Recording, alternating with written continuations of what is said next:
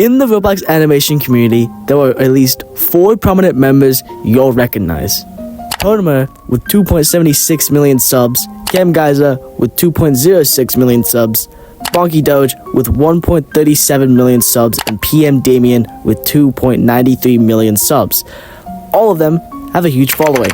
But we all know, despite the money and the fame, at least 3/4 have been exposed to be complete weirdos and creeps, engaging in disgusting and unforgivable behavior and acts. Some people try to defend this behavior, while others call it out. Now, PM Damien has been completely innocent in all of this, and I assume it's taken a massive toll on him considering he was friends with some of them. But with that out of the way, this video will be a quick summary and simply go over what each of these creators did and why you shouldn't support them. So, let's get into our first animator for this video. So, Camgeyser definitely is the least worst compared to the other two on this list, which doesn't downplay his actions whatsoever, but it's the reason he's going first. Now, Camgeyser already had a bad past with his old videos, which wasn't inherently harmful, but still weird. That wasn't until Cam started posting NFSW content in his server, with users who Cam knew were underage still in his server. And we know Cam is a legal adult, as he has stated this himself in his own Discord server. The topic started when the user named David said that he was 13 in Camgeyser's server. Now, shortly after that image, the topic had changed to them talking about femboys, which Cam engaged in by showing this image of a Roblox character with cheeks. Now, by this point, the conversation started to get out of control, and Camgeyser still hadn't done anything to stop it and only engaged in this behavior. Even posting his Roblox avatar and having an underage minor respond in a suggestive way didn't get him to do anything about it. He even went as far as to post real male genitalia in his server, which he knew minors were in and still decided to post it anyway.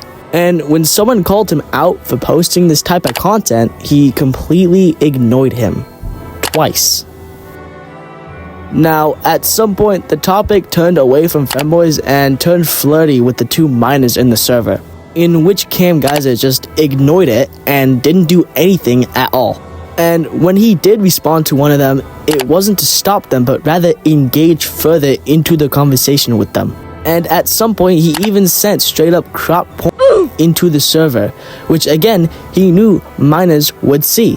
He still continued to ignore all the weird behavior going on around in his server, with minors in it seemingly not caring at all to stop it or follow any of his rules. Now, eventually, he sends a suggestive image of femboy thighs to the server, in which everyone was taken aback by.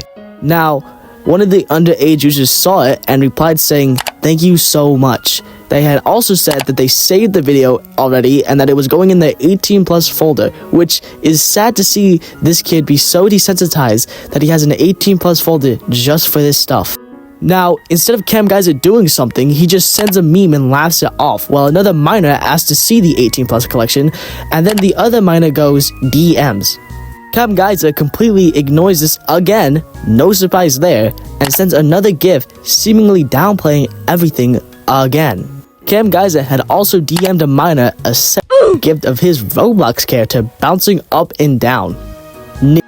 Camgeyser even knew that she was 17 because they had already confirmed that earlier in the conversation, and he even acknowledges this and apologized to her after he's called out for it. Now, Cam posted an apology on his community tab post, and from what I've seen, it was all a complete lie, and he's decided to play the victim card like a lot of these animators do. He even changes his Discord bio to, "They don't want me to be a good person." But being a good person wouldn't be sending NSFW content to minors. People have, of course, come out defending his actions, saying that they were just jokes. But it isn't a very funny joke to be sending inappropriate content to children, especially when you yourself are above the age of a legal adult. And of course, Camgeyser still hadn't learned, and even on his Twitter, what minors can see is a Roblox character with a second point added to it. So clearly, he hasn't learned from this and still continues to partake in this to this day.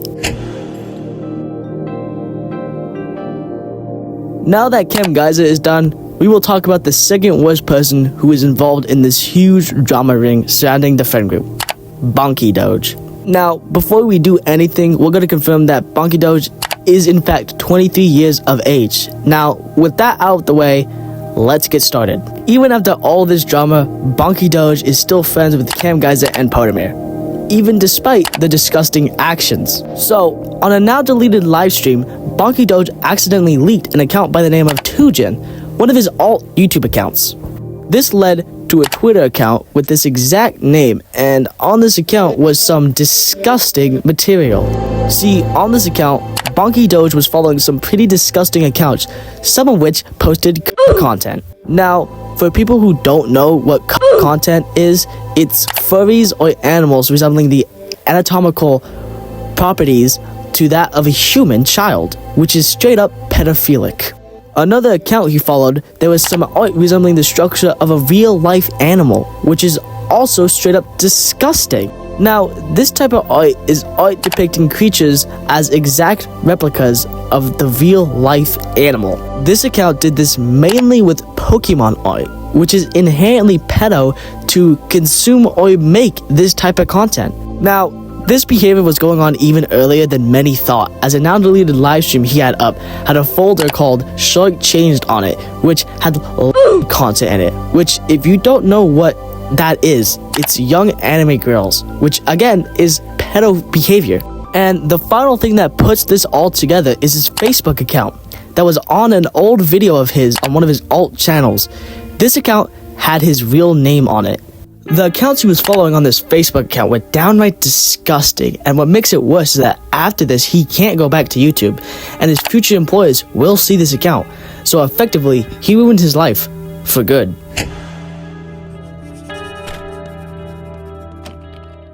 Now that Bonky Doge is out of the way, it's time to talk about Potamir, who is objectively the worst one out of the three. He has silenced anyone who has talked about his allegations, and his parents even got involved in it, showing you just how serious he is about the situation. This event took place in 2021 to 2022, where Potamir was at the time 16, while the victim was only 12, which is a 3-year, 5-month, and 20-day age gap between the two. Potamir met this person in a Discord called the Chill Isles, where he claims she lied about her age, saying that she was 13 rather than 12. But then the victim also said they've known each other for 5 years, in which Potamir was 14 while she was 10, and that's when they both were in the same server together.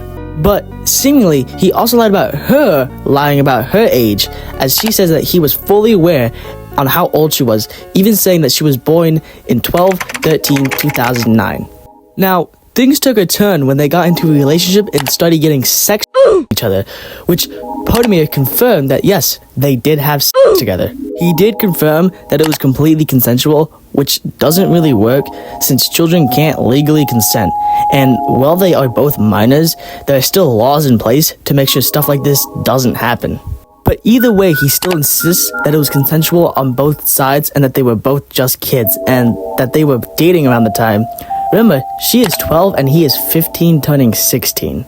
He even admits to mentally abusing this girl, but calls it old news, as if that makes it okay to do anything remotely close to this. And he also says a minor having sex with another minor. What's wrong with that? When he knows damn well it's wrong to have sex with a 12-year-old while being at 15-16, morally and legally. When he realizes his argument isn't really working, he immediately goes to playing the victim, acting like this whole thing isn't his fault. Now, after all this, Potamir admits that he's being limited by his parents. I would like to respond, but I am being limited by my parents. This means that his parents have gotten involved in this whole situation, showing you how serious it really is. And in the same call, he admits that the allegations are true, giving himself away in broad daylight. This is a big fat nothing, basically. I don't really know. Like, what's the full context of everything? Like, from your side, what is it? Just two dumb teenagers, man. He admits to it again, but says that he regrets it, but that they are still friends and supporting each other through this drama. Now, after it all became too much, Potamir's mom started taking action, trying to silence anyone who was talking about the situation. And they continue to do this even to one of Podemir's ex-friends who went to school with Podemir, got in trouble and threatened with being expelled.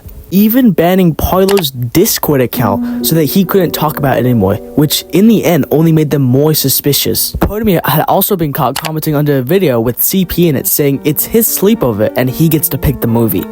We can assume he has watched this video fully as well. Now, the victim's mom stepped in, supposedly to protect her daughter. But in the heat of the moment, she admitted on call that there was a whole cover-up for this whole situation to make it die down. Because we had a whole plan about it, and we thought that was gonna cover up a whole thing. We thought it would just be like, okay, fuck, yeah, totally, it happened. But even after all this, Podemir still tried shifting the blame onto Parlo, saying he's 19 asking the victim about sex, aka questions about all the allegations to gain the right information. However, in that same DM, as well as a Discord server message, he posted, but not just any type of the video he commented on earlier. He had sent that video to the victim, which all of this is against Texas law, regardless of them being both minors or not. And the victim this whole time has been forced by her parents and Podemir's to stay quiet on the whole situation and say the right things. Look, just in case my mom ever comes by, I'm just gonna let you know, like, I can't really, say anything because of mom. Like, I can't say anything. Like, even if I were, like, I'm scared that my mom is just gonna be just there. Which already confirms pretty much everything you need to know about this situation.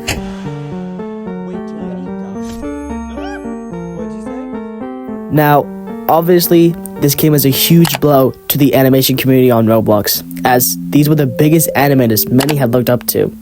So to see them all be bad people broke a ton of fans who watched their videos. And none of the three have actually apologized or responded in the right way.